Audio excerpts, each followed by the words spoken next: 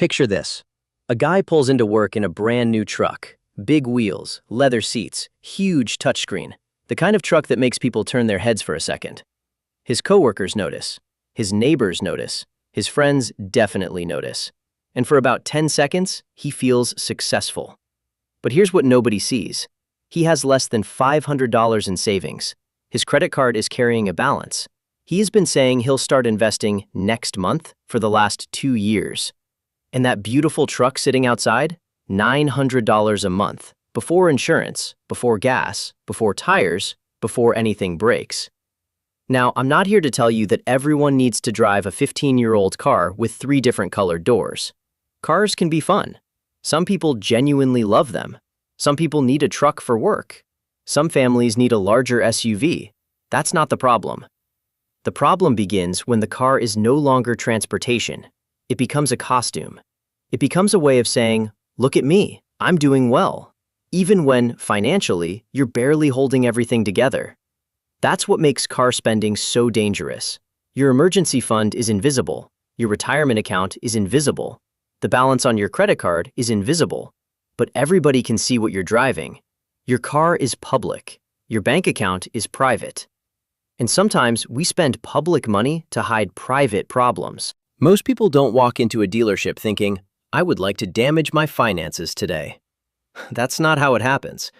Usually, it starts with a feeling. Maybe you got a promotion. Maybe your old car feels embarrassing. Maybe your neighbor bought something new.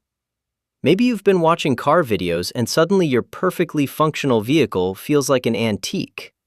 Or maybe you're tired. You work hard, you take care of everybody, and you tell yourself, "I deserve something nice."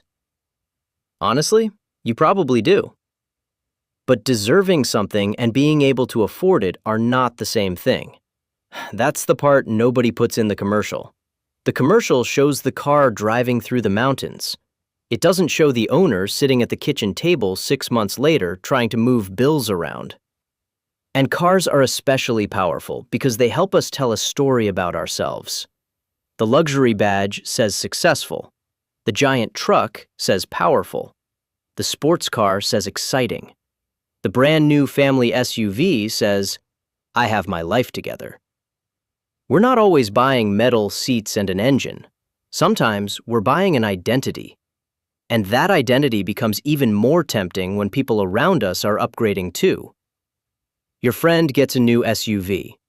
Then your coworker gets a truck. Suddenly, your paid-off car starts feeling like a personal failure. Nothing changed mechanically. It still starts, it still gets you to work. But now you're comparing it.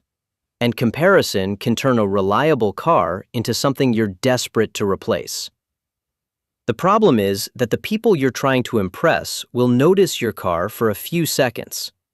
You're the one who has to make the payment for the next 6 or 7 years. This is where the dealership performs a little magic trick. You find a car you like, you see the price, and the price scares you. So instead of talking about the price, the conversation changes. What monthly payment are you comfortable with?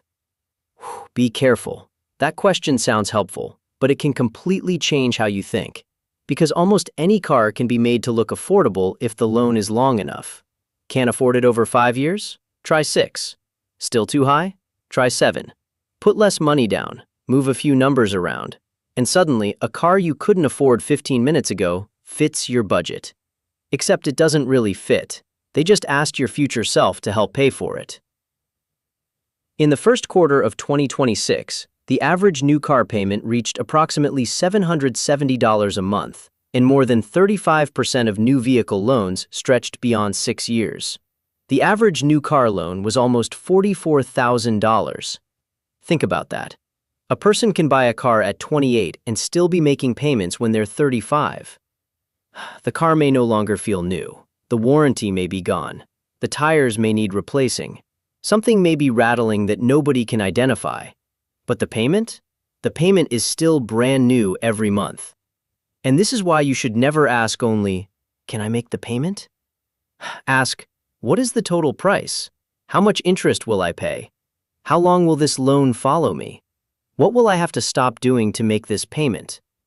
Because fitting a payment into your bank account does not automatically mean the car fits your life. Sometimes it just means there's no room left for anything else. Let's say your car payment is $700. That sounds like the cost of the car. It isn't. That's just the cover charge to get inside. Then the rest of the bill arrives. Insurance, gas, registration, maintenance, oil changes, tires, repairs, parking, tolls. And the biggest cost that doesn't send you an invoice every month? Depreciation. That's the money disappearing as the vehicle loses value.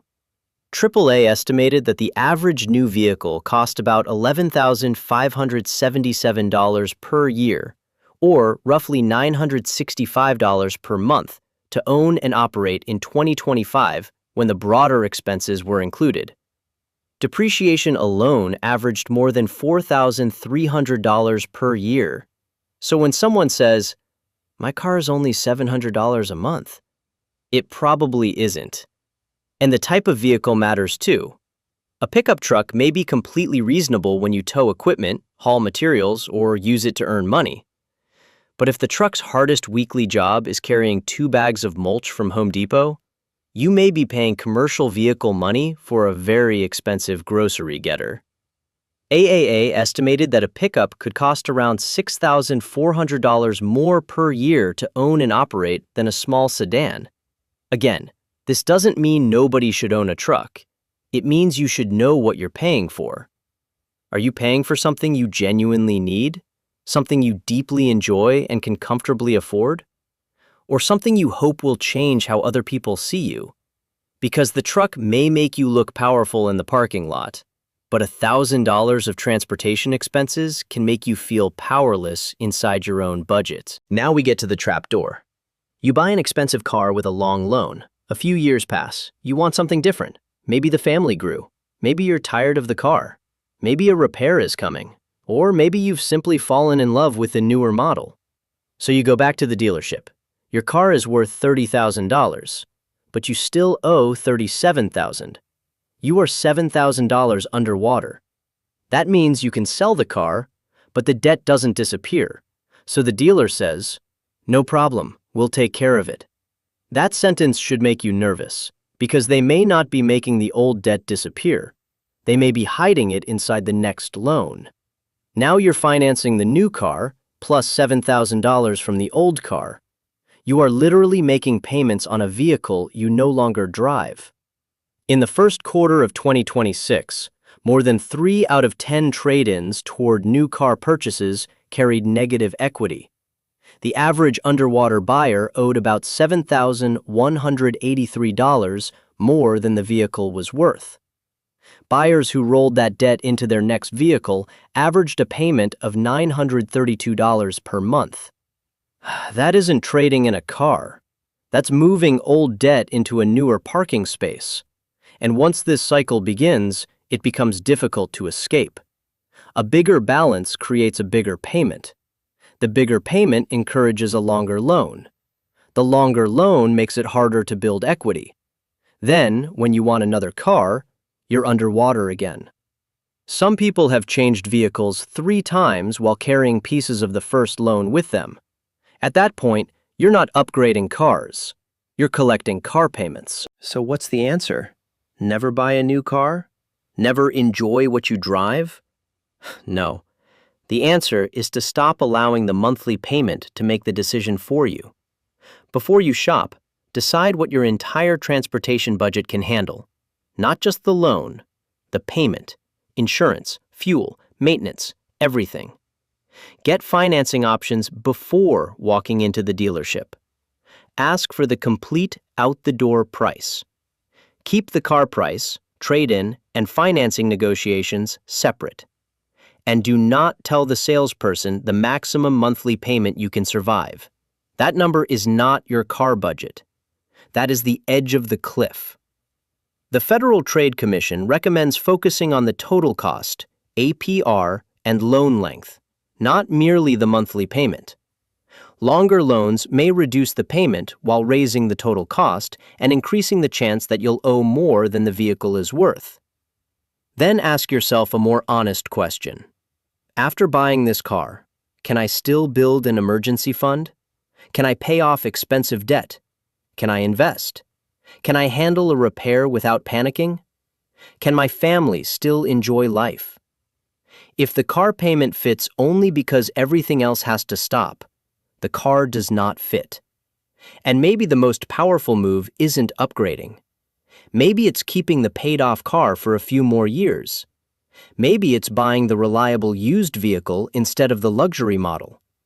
Maybe it's letting someone else win the parking lot competition while you quietly build real wealth. Because real wealth often doesn't look impressive. It looks like no car payment. It looks like money in the bank. It looks like being able to handle an emergency. It looks like sleeping peacefully instead of wondering which bill gets moved to next week. There is nothing wrong with owning a beautiful car, but make sure you own the car. Make sure the car doesn't own your paycheck. The people looking at it aren't going to make the payment. The badge on the grill cannot build your emergency fund, and the leather seats will not fund your retirement. Buy the car that moves your life forward, not the one that keeps your paycheck parked. That is paycheck logic.